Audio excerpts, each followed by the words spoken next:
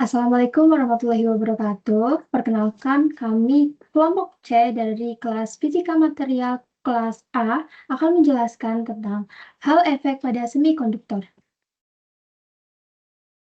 Izinkan saya memperkenalkan anggota kelompok kami. Yang pertama ada Krisna Satria Utomo dengan 3 digit NIM terakhir 027. Yang kedua ada saya sendiri, Trinur Izati dengan 3 digit NIM terakhir 005. Yang ketiga ada Muhammad Fatih Hibatur Rahman dengan 3 digit NIM terakhir 024. Yang keempat ada Felix Albert Novem Andi dengan 3 digit NIM terakhir 186. Dan yang terakhir yaitu ada Dava Arif Fadilah dengan 3 digit NIM terakhir 177.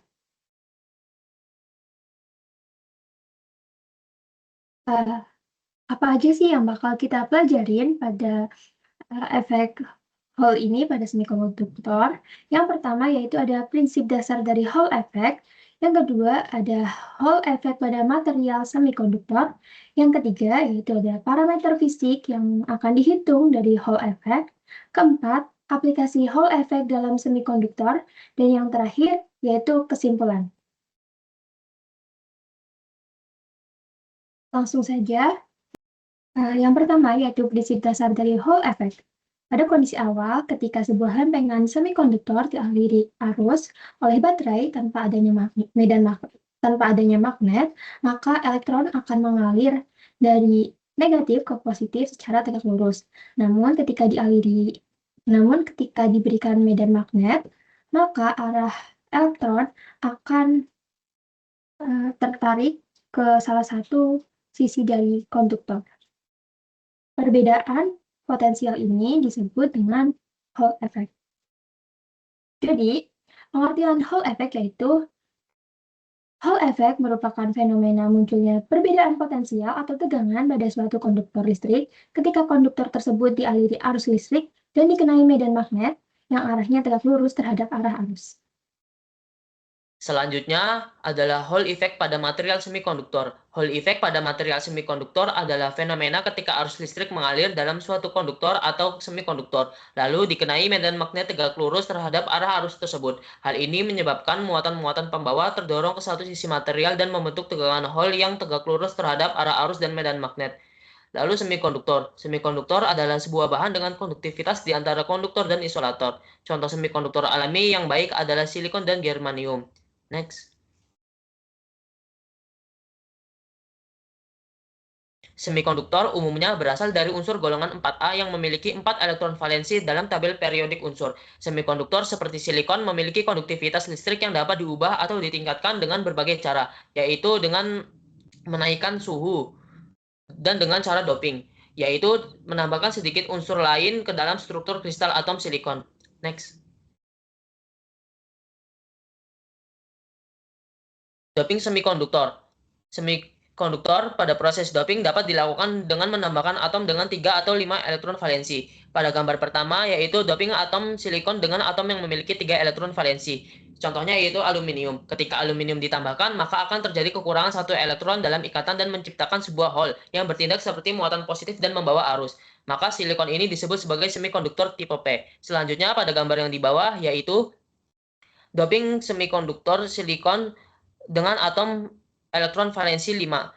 Contohnya yaitu fosfor. Ketika fosfor ditambahkan, maka fosfor akan menggantikan satu atom silikon dalam kristal, di mana fosfor hanya butuh 4 elektron dan membentuk ikatan kovalen sehingga menyisakan 1 elektron bebas yang menyebabkan meningkatnya konduktivitas. Silikon ini disebut sebagai semikonduktor tipe N. Next. Selanjutnya adalah Hall effect semikonduktor tipe P dan tipe N. Semikonduktor tipe P memiliki hole yang lebih banyak dibandingkan dengan jumlah elektron. Ketika arus dialirkan dan medan magnet diterapkan, hole terdorong oleh gaya Lorentz ke sisi bawah dari material yang menyebabkan sisi bawah menjadi lebih positif dan sisi atas menjadi negatif. Tegangan hole yang terukur bernilai positif. Lalu ada semikonduktor tipe N, memiliki elektron lebih banyak dibanding dengan hole. Ketika arus listrik mengalir, elektron bergerak ke arah bawah dengan arus konvensional dan dikenai medan magnet tegak lurus yang menyebabkan bagian bawah di mana elektron terkumpul menjadi lebih negatif dan sisi atas lebih positif. Tegangan hole yang terukur akan bernilai negatif. Selanjutnya, Dari penjelasan tadi, kita dapat menyimpulkan parameter fisik yang dapat dihitung dari efek Hall. Yang pertama, yakni tegangan Hall.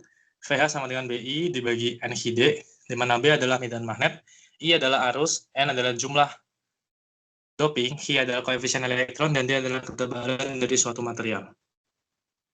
Lalu yang kedua, kita dapat menghitung gaya Lorentz, seperti rumus yang di bawah itu, di mana F adalah gaya Lorentz, I adalah koefisien elektron, V adalah kecepatan dari pembawa muatan, B adalah medan magnet.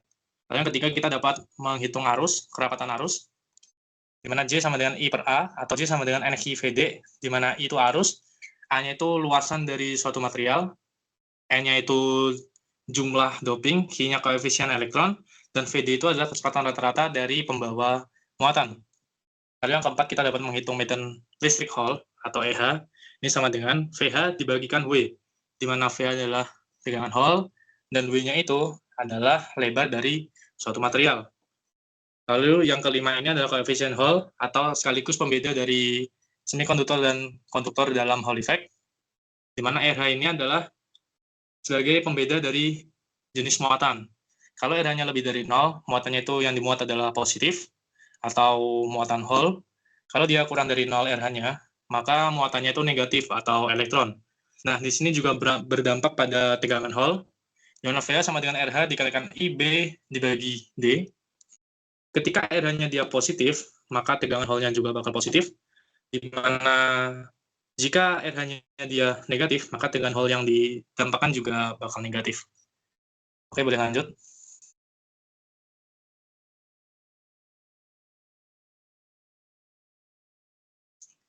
Oke, di sini terdapat contoh soal. Kalian bisa menge-pause dan bisa dilihat bagaimana cara mengerjakannya agar lebih memahami penjelasan yang tadi saya jelaskan. Terima kasih.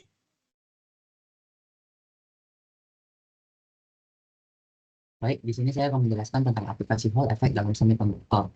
Nah, sensor Hall banyak digunakan dalam berbagai bidang karena kemampuannya dalam mendeteksi medan magnet, posisi, kecepatan, maupun arus listrik. Nah, di sini saya akan membaginya menjadi 3, ditambah 1 yang akan saya jelaskan lebih rinci. Oke, kita mulai dari yang pertama adalah sensor medan magnet dan arus. Seperti pada gambar, dapat dilihat bahwa itu adalah sensor posisi rotor pada motor brushless AC712. Kemudian yang kedua adalah perangkat elektronik digunakan dalam IC berbasis Hall effect dan komponen semikonduktor lainnya untuk mendeteksi medan magnet. Dan yang ketiga adalah pengukuran arus, di mana Hall effect memungkinkan pengukuran arus non-kontak melalui medan magnet yang dihasilkan oleh arus tersebut. Nah, biasanya itu ada di pembangkit listrik maupun kendaraan listrik. Oke, lanjut.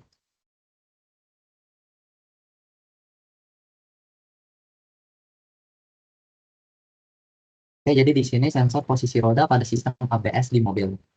Nah, salah satu penerapan paling krusial dari efek Hall dalam semikonduktor adalah pada sensor posisi roda di sistem ABS mobil. Sensor ini terdiri dari 2 komponen utama, yaitu roda gigi, magnetik yang terpasang pada poros roda, dan sensor Hall berbasis semikonduktor yang dipasang di bodi mobil. Untuk gambarnya dapat dilihat di gambar yang kanan yang ada warna kuning. Kemudian cara kerjanya itu adalah saat roda berputar, gigi magnetik yang bergerak melewati sensor Hall menyebabkan perubahan medan magnet, yang kemudian diubah oleh sensor menjadi sinyal pulsa tegangan. Frekuensi pulsa ini sebanding dengan kecepatan putaran roda. Nah, data dari sensor Hall ini dikirim ke Electronic Control Unit atau ECU mobil untuk dianalisis. Jika sistem mendeteksi salah satu roda melambat tiba-tiba atau tanda akan terkunci, ABS segera mengurangi tekanan rem pada roda tersebut secara otomatis. Contoh nyatanya adalah misalnya nih, ketika kita lagi naik mobil, kemudian mengerem keras di jalan basah atau lagi hujan, nah sensor Hall akan membantu mencegah roda mengunci sehingga pengemudi tetap bisa mengendalikan kemudinya dengan aman. Begitu. Next.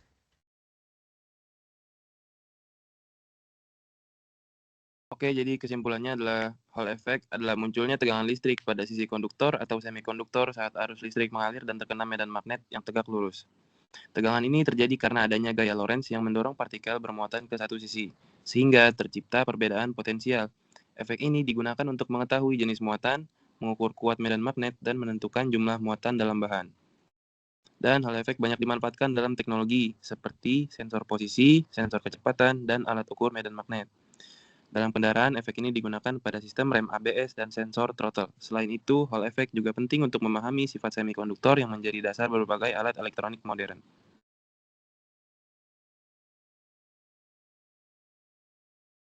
Demikian penjelasan mengenai Hall effect pada semikonduktor.